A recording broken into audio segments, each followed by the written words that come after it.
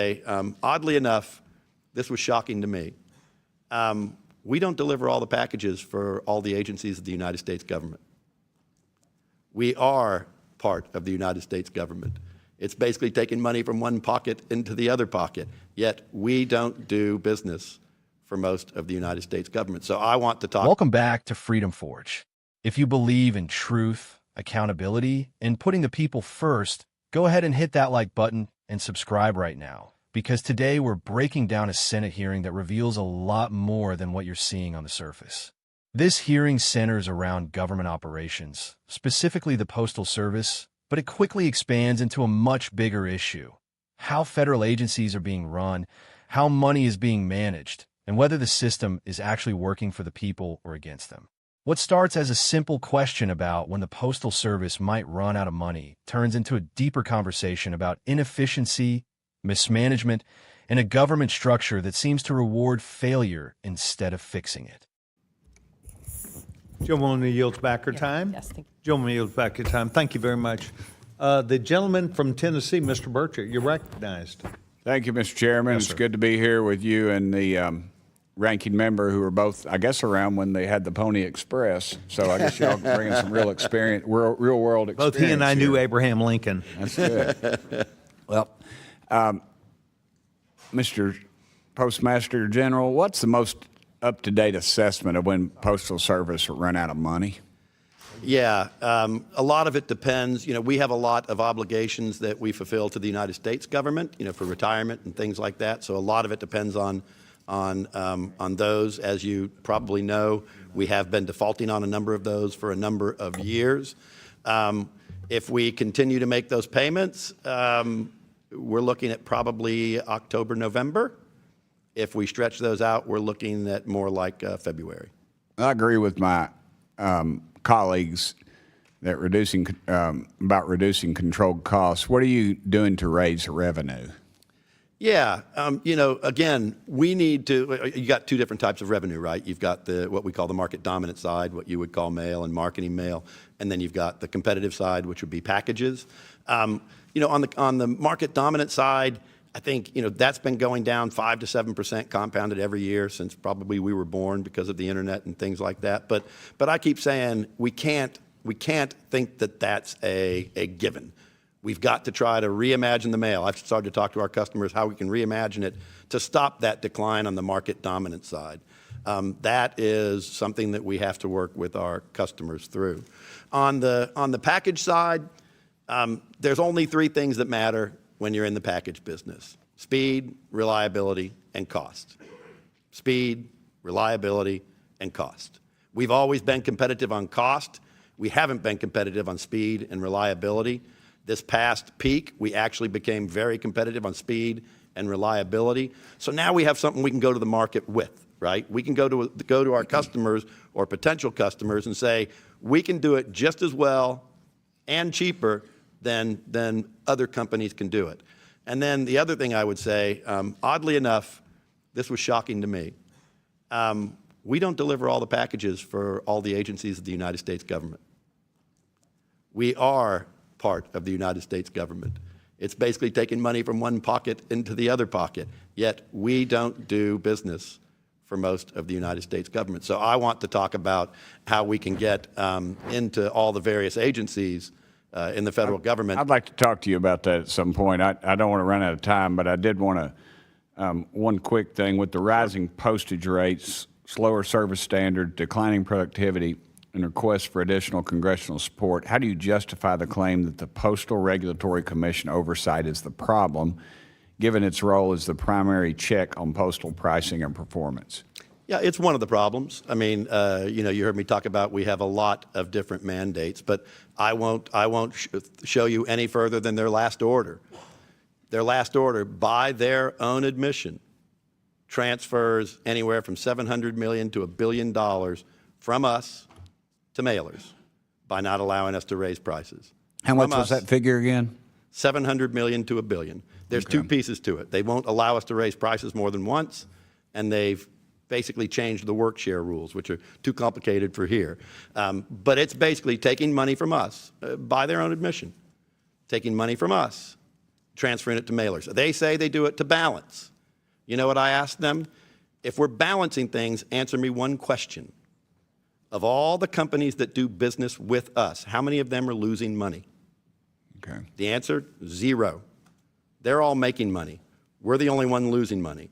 I'm not sure how I see that as a balance. All right. I appreciate that. Could you have somebody come by my office maybe and talk to me about it? I don't want you to talk to the staff. I want you to come talk to me. I will right? come talk to you personally. All right, well, that'd be fine. Love to do it. I appreciate that. Also, I just wanted to pay a compliment. There's folks out there, we moved out to you wouldn't know it, off Emory Road, but Maynardville Highway.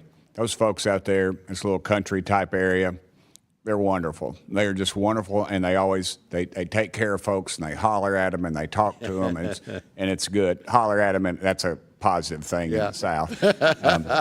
And I used to have a burgeoning eBay business, and we'd go to the one on Weisgarber, and some of the fondest memories I had with my daddy were he was an old World War II veteran.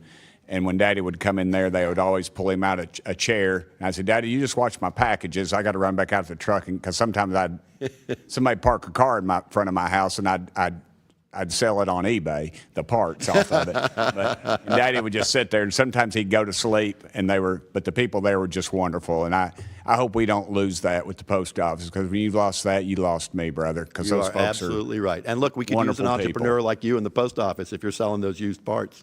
Do what? Say that again. We could use an entrepreneur like you in the post office when selling those used I can't really parts. do it much as these ethics people get in my way. You know, you want to do insider stock trading, go to Congress. You want to sell something on eBay, you better get you an attorney if you're in Congress. So thank you, brother. Thank you, Mr. Chairman, you. and thank you, Ranking Member, for always being a class act.